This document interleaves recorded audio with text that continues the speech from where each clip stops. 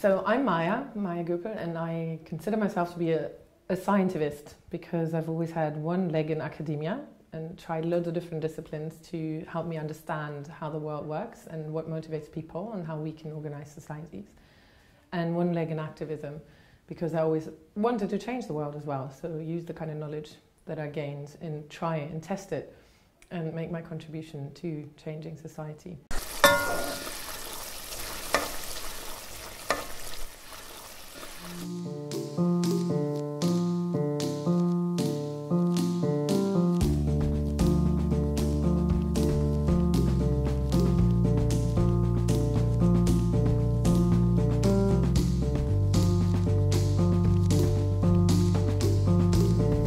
So we're here today at Maja Göpel's place, and we're gonna cook the future. Yeah, cook the future. Wonderful. So, well, basically, Maja, the idea why I'm here today is I want to talk to you about the main subject we're pondering about at our newly found foundation, the Co-Creation Foundation, which is future forms of global governance.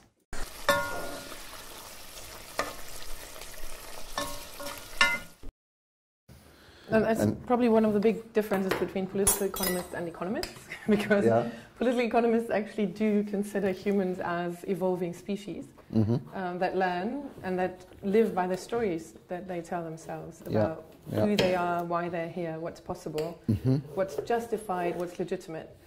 So would you say that actually narratives have more power than the institutions themselves, because the institutions are sort of modeled after the narratives? I think it's a kind of evolving cycle there, because we do create institutions by justifying and explaining why this would be a good solution. Depending on the type of society, obviously you try to convince people more, or you just basically tell them. Right. So there are differences in that. But then those institutions become structures that also continue working somewhat behind our backs. So even if we say, this is not really working that well, we should have a different financial market. We can't just by tomorrow and say, oh, stop it. Because obviously the way that investments have been run, interests of people, very complex institutional setups are still following those kinds of rules that we've embedded in them. So it's not as easy as writing down a new novel or a fantasy book. But it's where it starts, exactly. It's where it starts, where you say, this is still working, is it not working, how should we do it differently? So it's a very humanist approach in this, to say we still put emphasis on people being the decisive force of shaping the future. Well, there lies quite a lot of hope in that as well, isn't it? Do you need another job? Yeah? Yes. You Something could. to cut up. I'll give you this. Would you say that this is... Could this also give us hope?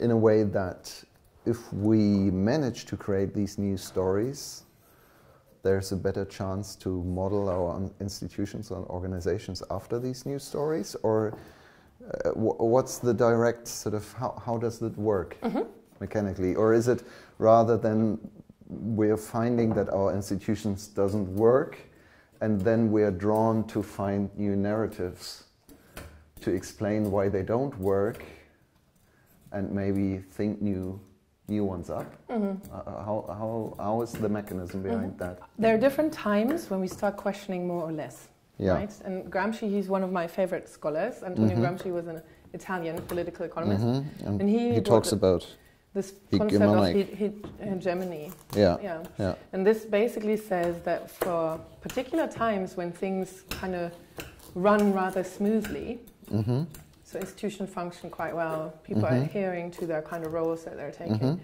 then there isn't that deep of a questioning, because things are pretty much stable. And then when things become more fractious, then there is going to be more contestation, either of why is this still a good solution, why should they have this, is that really telling us where we want to go? And so it's a chance, basically, once we have a crisis, in how we're doing things. So right now, when we say, oh, there's a climate crisis and we know we have to get off fossil fuels, A, it's a drama, because we have to change a lot, but B, it's a chance to also say, okay, how do we re-envision the world to be something that also could then be more nice towards people, for example. So that's what I primarily try to do. So it's not a see a problem and fix it as a solution kind of thing, but we really have to get back to our roots and our understanding of the world and our societies and how we envision our future to bring us to a position where we can consciously change and design new institutions and forms of governance as well. Okay. What we are really trying to find out with our new institution, the foundation, the Co-Creation Foundation, is we say we as a humanity, and in a way this is storytelling, we have to find, or we have to develop a new cultural technique as reading and writing and agriculture and industrialization. We have now reached a point as humanity where we really have to find new ways of how we can creatively develop solutions for how we govern ourselves on a global basis.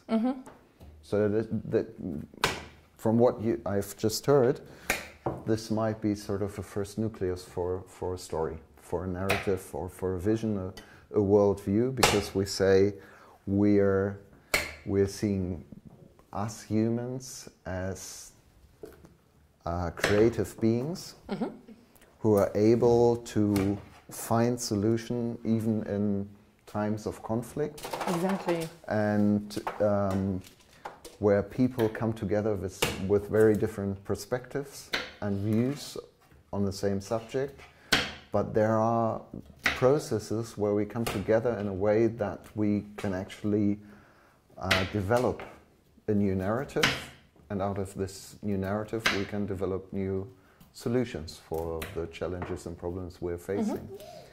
So, and from your work, what I find really interesting is, and this would be a really great sort of end for our talk later on as well, is to come up with ideas how we can actually facilitate or set up these processes where this can happen. Right. Like how does this work? How does it come about? Because as I see it, storytelling and sort of debating over worldviews is not part of the political no, it's not happening. Everyday sort of politics. It's not happening. It's sort of everyone has its ideology or has its paradigm, but we're not talking about it. No. If we talk about a solution like a tax on CO2, for example, this is not a level we consciously reflect upon. Like where does it come from? No, I find that to be absolutely fascinating right now, because also the book I just finished really goes back to say we have to rethink big, because from transformation studies, which looks at historical periods of time, we're basically somewhere similar to where industrialization broke through. So at the time when economics, the way that we thought it now, was emerging, the whole change of the fossil fuel system, all of a sudden there was a lot of power, like physical power for humans to use and build all these machines in a very centralized way of running the economies and nation states and all that. And it's evolved into what we now consider to be totally normal. And so, as you described, the whole ways of relationships, etc., just don't work that well anymore, because we have a totally different, framework conditions, a totally different world to the time when those very leading ideas about how we should develop our societies have emerged. Back then, just for an example, for someone concerned about environmental issues, we had 1 billion people, and planet seemed endless. Like there was no comprehension they could at all be exploited to the extent that it becomes a problem for the planet itself. And you have very little economic activity per capita, and now obviously that's the total way around. We have very little planet left that we haven't touched yet as humans, and we have a lot of people, so 8 billion almost, instead of 1, And all of us are consuming much more. So how can we even think? And we've completely globalized our ways of exchanges, our communication structures, etc. So how can we even think that the same ideas that A brought us here, but now show all those problems, could help us out of those problems? That's the fascinating bit.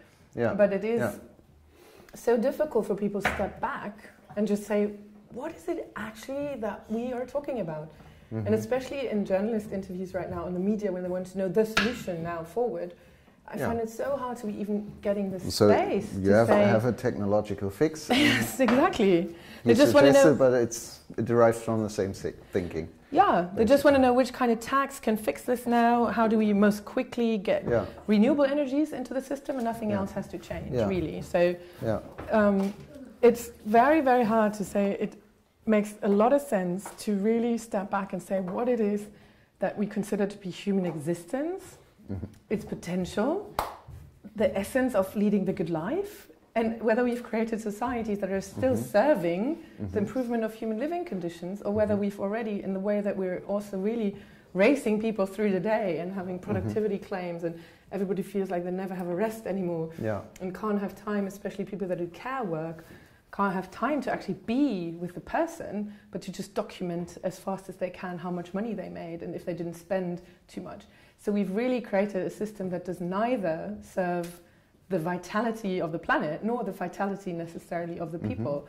Maybe some of the rich ones have a splendid time. They basically have worldwide access to fun parks and whatever. But a lot of people are just basically in a rat race now. And so why is it so hard to just say, hold it, let's really think about what we want to see in the future, how it can emerge, and what we then have to change as the drivers that are not allowing us to get there. But of course, every paradigm or worldview also incorporates yourself and your view of yourself and your identity. And if you start changing your paradigm and worldview, you have to start changing yourself as well. Yeah. Or the view of yourself you have from yourself. Yeah. And maybe this is something people fear or don't know how to deal with this process, cope with it. I don't know. What's your idea on why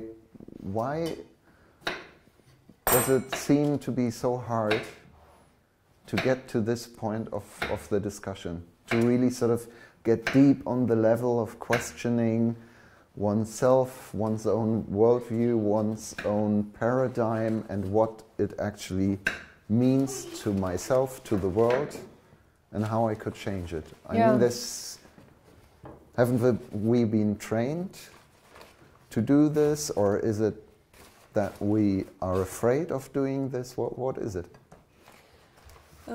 I do think there's a mix. In some cultures, I think it's easier than in others, and I don't think the German culture is very conducive to challenging your identity. Because it usually happens when someone else tells you, you suck. Yeah. Right? That's difficult, because we have all this idea about a very hierarchical evolvement, and it always has to be more money in the next job that we take. And if you go out of your career, people think, oh, you didn't make it anymore. And that's different in other places. When I was in New Zealand or in Canada, it really is more that you have multiple stages in your life, and that's to be expected, and that's good because you can try out different features of yourself. And even great artists have these phases in their life. Exactly. You know? And so, I mean, in resilience studies, it's all about how do you let them fail gracefully, right? So how do you make sure that the kind of institutions, but also maybe people in power, manage to let go for something new to emerge at the time when the old is obviously not delivering anymore. And we can look in our societies how bad we're at this. Right now with coal, we're throwing so much money onto them in the hope that then it'll be kind of compensated for. But neither are the people really talked to in a way that would appreciate what they also have given us before. So this whole notion of you can let go now because you've already contributed so much. So thank you so much for having brought this to us. All that is missing. And the kind of rituals that you would need to get from one stage to the other. So we have completely cut out, and I think this is where the co-creation element is so strong and would need to go into this notion of, do we understand the problem in a similar way? And what would have to be overcome or put to rest or let it fail gracefully? And what can emerge, and how do we make sure that people that are partly having to let go feel that they are being talked to in terms of what they would like to do next? Yeah. And maybe it's not even failure. I mean, no, exactly. if you have a sort of dynamic view of processes, it has to be expected that things who've been right in the past might change in the future. Yeah. Can you give us sort of an example of a paradigm or worldview which is at the core of what we're experiencing today in society and may cause the problems, for example, climate change we have and which we desperately have to change? Like sort of a really concrete, because we're speaking at the moment quite abstractly about worldviews and paradigms, and maybe we can sort of boil it down to have an idea what is a paradigm? Yeah. I think the most important one to let go of is more is always better, because that's what we have everywhere. More consumption is considered to be better, even in our economic models. More economic growth is considered to be better, even though right now we really have to destroy our planet massively in order to keep on putting out all that material stuff that people don't really need anymore. So we have to put a lot of money into advertising so they don't ever forget that they could just stop buying so much stuff. Yeah. And yet it is more and more and more. Even when you talk about the alternatives, it automatically goes into it being a kind of unattractive future, because less is considered to be little.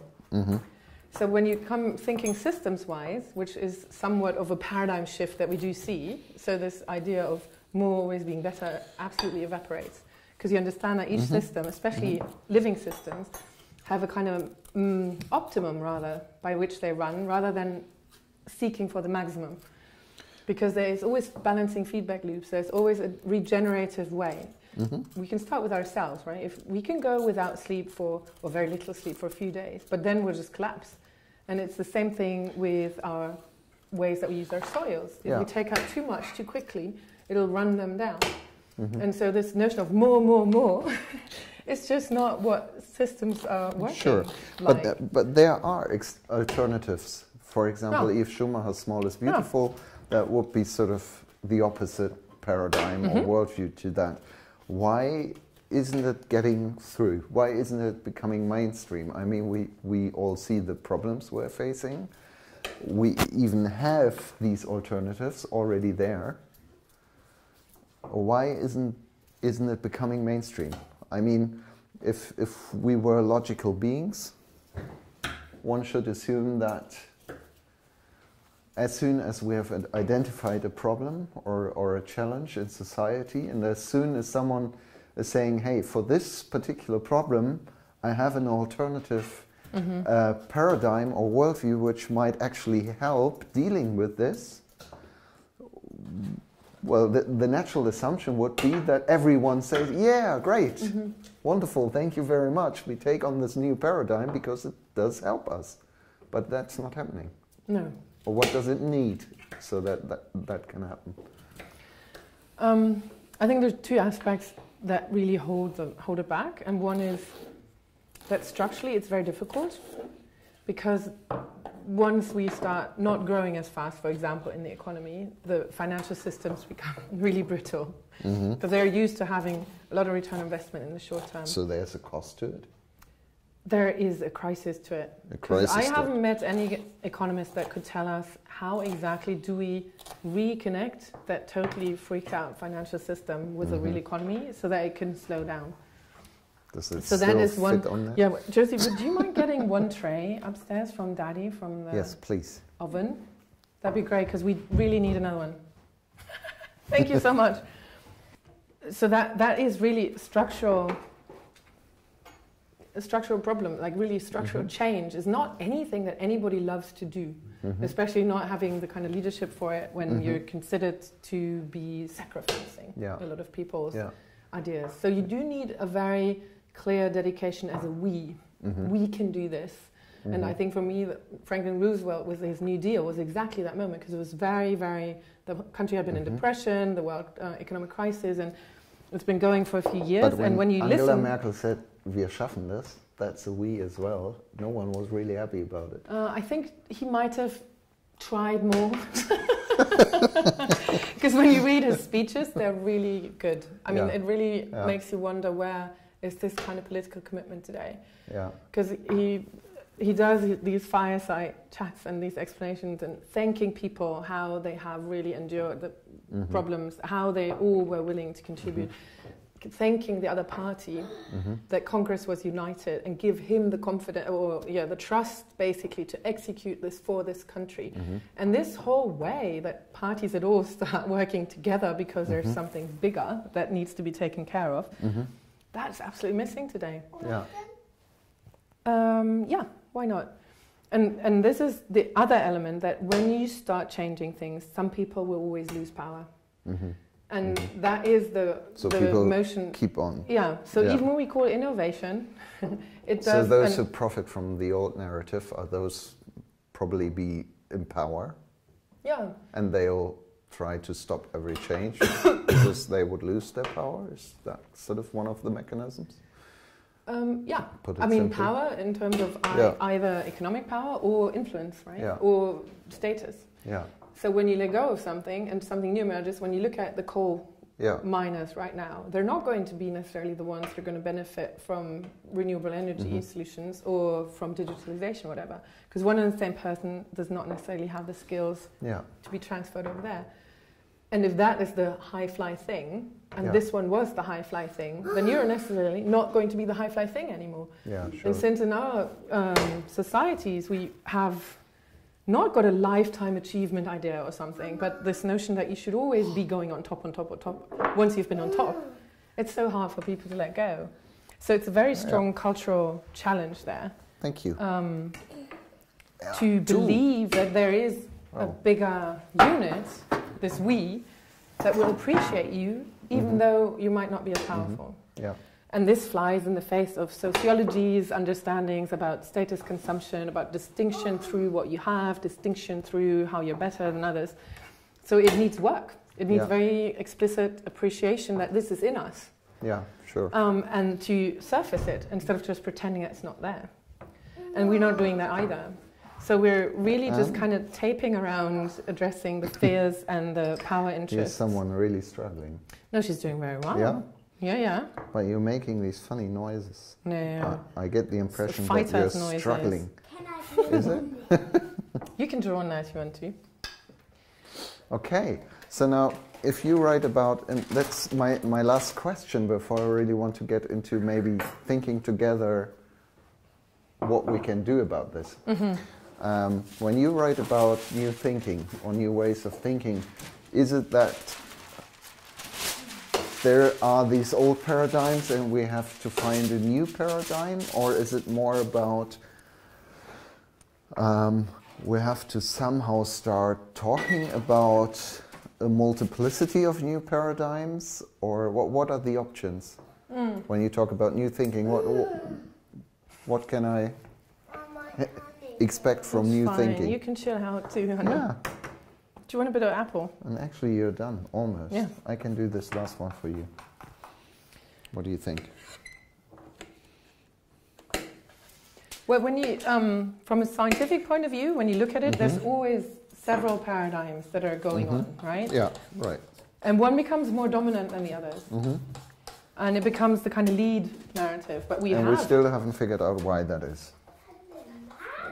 It might be the most convincing for the time being. It might be the most conducive for the people in power to stay in power. Yeah. It always helps, and I think especially the narrative over the last 30 years. Shall we just sort of get half of that? Shove half of it over. Shove it over.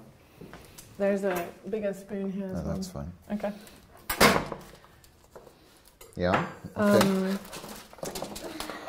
And this is why this notion of, in a crisis, Gramsci says something old is dying and the new cannot yet be born.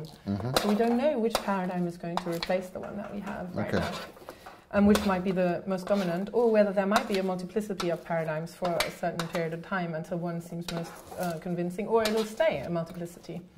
I mean, the whole idea of what could be next, with this systems view of the world, complexity, science, what quantum physics finds out, our whole way of understanding how natural systems actually work, and how there isn't that much matter and thingness in our world, but there's much more energy and consciousness and other things that kind of evade our very positivist way of trying to grab the world and make it the truth. That could also mean that part of the solution for tomorrow is to say there won't be this one big story, but we're going to have a diversity of different Which would solutions. be a very postmodernist approach, wouldn't it? Sort of to say the time of the big stories and narratives is over, and it would be maybe even dangerous to build a new big narrative and story. I do think people like to have some idea of guidance and direction, and some idea of navigating in a similar direction, or knowing that they're part of something. So you would say it's necessary to have this? I do think that it's necessary to have some alignment on fundamental things. I don't think it has to become as ideological as what we've had now. Yeah, sure. So it's not communism, socialism, capitalism anymore, but more subtle, a diversity of more subtle... I think it would really help us if we didn't try to fit whatever comes together now into a preceding system. Yeah. Tagline. Yeah. Because it already forecloses our ability to see what could be there. Yeah, sure. And it happens all the time when you just start describing patterns of development or certain drivers of our current developments. Yeah. People always want to say, but then you're a communist, but then you're saying we need socialism. I was like, no, I don't. I really, for now, would like to keep it open, not put a new label on already, but something that is beyond modern. So if it's postmodernism, but that still has the term modern as something that is going to give it its identity. So that's a bit sad. But I think we do all understand that this very linear, this very monolithic, this very structured and calculated way of development is something come across meta-modern theory? I have. I do think it's a very interesting one, but I still don't understand why we keep on holding on to modern. Yeah, I don't actually. Really would like for us to look for something else. And I've been reading the Stoics recently, which was cool, because once you read about them, and then you see a lot of similarities with Buddhism, and now I've seen the book Achsenzeit by another religion scholar, and she also said that there's these similarities between the kind of, once it's pre-institutionalized religion, right? Yeah. This basic philosophical roots or mystics. Yeah. And what I really liked in that book was that Stoics would be putting the emphasis more on bringing out the best in us. And the term for that is arete. So I was thinking maybe I'll start walking around and just say we need to have arete as something that we're going for, because we do want to understand that it is us that are making the changes, and modern is always had this thing, we can't stay, we have to, it's always the new. So we can't have appreciation for what is here. So it's very hard for us to not change things with technologies, even if they work, right? It's totally crazy. True. Yeah, it is. And so the arete element is all about being conscious about your surrounding, being humble about what you can change, what you can't change, and within every given circumstance, try to bring out the best in you, your highest potential. And that means you have to have an eye on your circumstance. And that is a totally different way of looking at the world from modernism, where we thought there's more or less a representative actor that will be acting this in this way. But it has much more this evolution notion to it. Shall we get some oil and spices, herbs on it? Yep. You can do the oiling. And that's probably also a good point, because we've cut everything into pieces now. Yeah, now we can reassemble. And now we can sort of get a sort of generative process going on of cooking this stuff.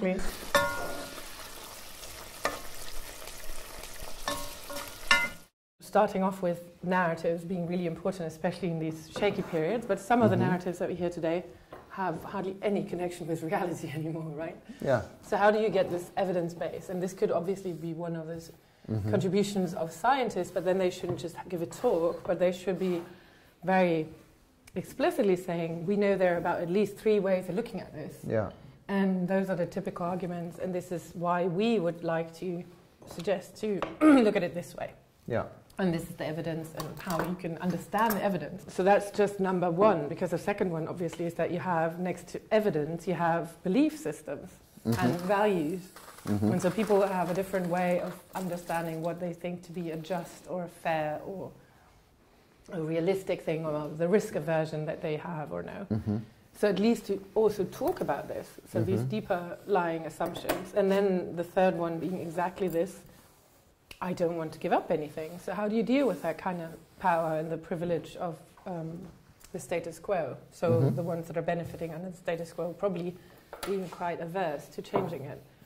And the last one, how do you create an institutionalized process or a team that holds it, that will give the trust to everybody that what is being discussed there is what they're actually really going to work for?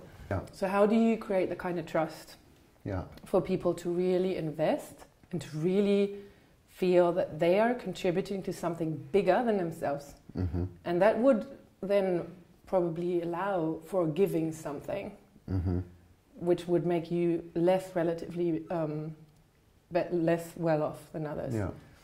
And of course, one problem with the citizen assembly is also that even if the citizens themselves in this process can decide on or can make up their mind about some new narrative or a shared common understanding of their future and the paradigm under which they want to do their recommendations, then these recommendations will be passed on to formal government, and those people there in charge will haven't been part of this conversation and the process. Yeah.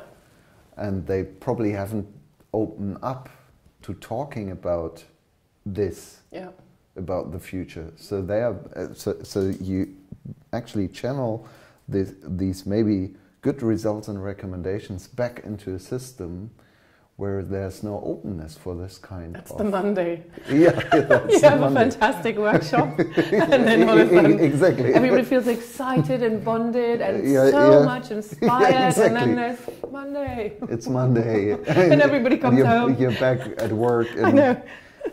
And 2 weeks later you can't even remember the process anymore. Yeah. Or why you thought it was so exciting or possible. Yeah, yeah. Yes. So, no, and this is what I think on the global level will be exponential with respect to that, right? Because the kind of amount of people, if you look at it from an ideal point of view, that would have to somehow be part of this. But what has to happen, in your point of view? I mean, if we would write a book recommending good co-creative ways of governance, and we would address the issue of paradigms, worldviews, why they are important, how to deal with them, and how to make the transition from one paradigm to another. What could be recommendations in this book? Well, on a citizen's level, yeah, maybe, as well as on a sort of international politics and policy level. And I think first and foremost to at all create spaces like the one we've just described, right? Where at all this is going to be looked at and talked about, regardless where. And then to also think who would be representatives that are trusted. I mean, that's obviously been the idea when you vote for someone, and then they're the most people have voted for that person, so it would be the most trusted representative. But on the global level, right now, we don't really have this. So how do you create maybe some council that really has roots back into being a trusted individual, to then put forward some of the bigger ideas and a vision? I mean, the thing is that we don't lack a vision. When you read the kind of United Nations documents or the charters on human rights, or especially the first documents in 1972, when for the first time they understood, oh, the environment is actually our basis for life. Oh, it was really?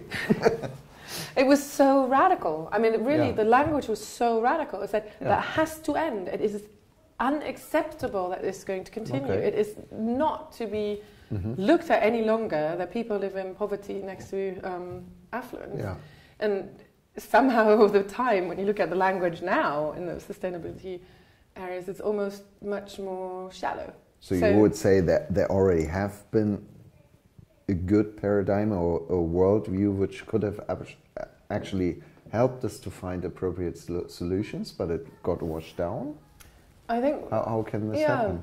No, one of the aspects, which is why I was obsessed about economics, when you think about the worldview that does not help, or the worldview that really legitimizes continuing with the old path. When you look at that, there's been huge aspects, two of them, in the same period of time. One was, how do we deal with the scarcity of nature that was understood even by economists that are looking at it with a very mainstream lens. And out came the idea that we can substitute natural capital. So as long as we make enough money, we can always invent something else. And that was in the history like humans did it. When wood became too scarce, we found coal. When horse shit became too manifold in our cities, we created cars. So here we go, right? So the innovation agenda basically will always lead us to find something else. It's great to not stop innovation, but one should have a bit of a physical understanding about where we're at now. And to just say we can substitute all of that big ecosystem that's organizing itself on such a magnitude of scale is not in the cards when you talk to the people that are actually looking at that system. But still, that was the way that World Bank and other of the very influential institutions were looking at it. And this is why the programs were designed the way they were designed. And this is why it was justified and legitimized. And the other one, obviously, then also came in with this financial thing. Like, why do we consider something that should be a servant of the real economy? And when you look at Ricardo and Smith and all the others, they were very clear that it's not a productive contribution, basically, to the economy. It should be given a fee for shoving around stuff. They were never ever looking at that having productive value in it, because product or value came out of labor, like the application of skill and time to things, and out of nature, depending on, it wasn't that much nature at the time, but nature obviously constantly reproduces what we then can use. But now we've had this other shift. So we stopped looking at the real value and how it's been created and got totally sidetracked into just tracking frigging money. And those two elements for me have been huge blockers in really seeing where we're at.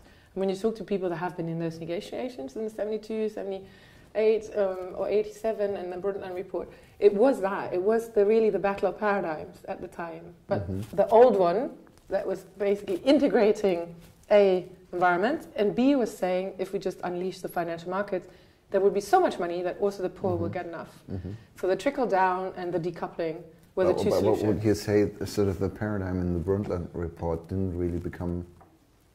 It had influence, quite a lot of influence, but it hadn't yet, or hasn't yet become a sort of mainstream paradigm leading all legislation and policies for these institutions.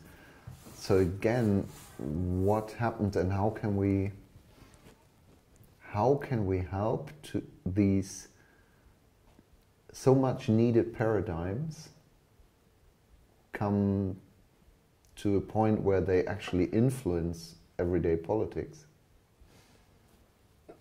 A, to make it visible, and this is what I understand more and more when I talk to people, that this whole idea of why actually value creation is happening in nature the whole time. We've really completely lost our understanding for what's going on there.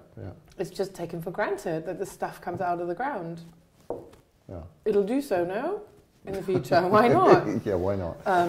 How does it do that? Why does it do that? What we might want to not disturb so it can continue doing this is just not something that people are very knowledgeable about. And the way we've organized our infrastructures and now how everybody's just staring at a smartphone is completely allowing us for us to forget about all the systems that we're embedded in, including also the labor that is behind the stuff that very handily streams out of that little thing. So that would be really one step for me, to always get people into understanding what is the system behind what you're doing right now or experiencing. Let's try to break it down to a sort of real concrete example of global governance and how this can be applied, because this is what really interests me. Let's do Brexit. Like, we've all seen this completely failed governance process and this really disastrous negotiations and everything around it. Like, what would change, or what could we change? What does, for example, the EU need now? As an EU without Britain, they have to kind of find a new narrative. They have to kind of reinvent themselves and their identity. And how is this done? There is no public sphere or dialogue for all Europeans to be part of. But maybe this can be, maybe this is something which could be sort of started to create a sort of European dialogue, maybe even a sort of virtual agora taking place in all over Europe. And we did have a few, the future conference that they've announced. I don't know exactly how they're executing it. I think it's still being discussed. Okay. And that there are supposed to be lots of decentral events. Obviously, it then depends on who's going, where, and with which mandate again, and how well they're prepared to be listening. Is it just a kind of, rubber stamping? Or is it a proper wanting to hear what people really want? How do you document this so that people feel that they are actually made visible? But we have to create spaces where people are, in the first place, able to speak about their fears, their hopes, their trauma, their grief, and also about their ambitions, or what they would like for their lives and their children's lives, for example, in the European Union. And this would then lead to questioning old paradigms, would it? I think what's interesting is that... Of nationalism, for example, or of a paradigm of the EU as a sort of economic construct without a common identity? It's not easy in the current political culture. So this culture of who do we trust then to be working in the interest of really reaching their goal rather than working in their own interest of staying in power is, for me, one of the key essences. And I really don't know how you can instrumentalize this beyond maybe asking, who do you feel would be someone you trust this to do? And then it might be totally new people that are not even running. That would be a new thing, to just say out of the top of your head, and not people that are actually saying, I would do this, I want to have a political career. To say, who are people that you think in your country would be able to do this? I have a feeling it could really up the role, because it would be much more of a representation in the proper sense again. If you say, look, I think that things are linking like this in this way. I believe if we do this, that can happen. What I will try to do is follow this path. This is the kind of evidence I find convincing because of the reasons A, B, and C. And to surface also the kind of assumptions behind evidence that's being held up. Because that's what freaks people out as well. One says, unemployment is rising. No, unemployment is not rising. Our GDP is bigger than ours. Your GDP is less big than ours. And you got these stupid images on newspapers going, Macron beat Germany in his GDP. I'm like, Jesus, look at your country right now. Is that working? Like, ours is neither, but why is GDP competition still something that's reported at? And to really get into taking this job totally serious and really feel... And again, I don't know why I come back to this, because but maybe it was just such a wish that politicians today would speak that way. When I read these Franklin Roosevelt speeches, this notion of... Yeah, you're citing him quite a lot in this conversation. Yes, because I was looking at what are the kind of historical examples that could help us understand why the Green Deal could work out now as something that would be looking at this. And this notion of, I fully understand what is the responsibility I take on. I really thank you for giving me this, and I really thank everybody that is aligned with this and helps out with this. And I especially thank the two parties to come together. Yeah. And I think this is probably what my biggest wish right now is, that we come out of this infighting in the name of democracy, which is losing the people and is losing our future. And so what is the role that we need to orchestrate for the people that we now kind of elect, and then they get sucked up in their party politics and whatever not, that allows for them to live up to the responsibility with an integrity that is really true. I mean, we have this best knowledge and best conscience, right? Yeah, beste Wissen und Gewissen in German. Yeah. And to really say, this is your only role, and we'll cherish you for that. And the more transparent you're on this, the more we'll hold you. I mean, it is a huge ask, but I think that would be... It's a beautiful vision, and it's also... Yeah, it's a huge ask, but... I don't think we're going to get that otherwise, because right now what we've got is totally toxic ways of inhibiting anything to happen. And even with... But it would mean to install a whole different value system in society and politics, and what makes a person a credible and serious and trustworthy politician and what not. It's not all the strong man achievements, but it's stewardship. Being and being centered, and you said having this integrity of being a person in a process, trying to represent your own conscience and the conscience of the people you represent, and the processes where you deal with, without knowing the outcome or result. Well, that's a beautiful vision, actually.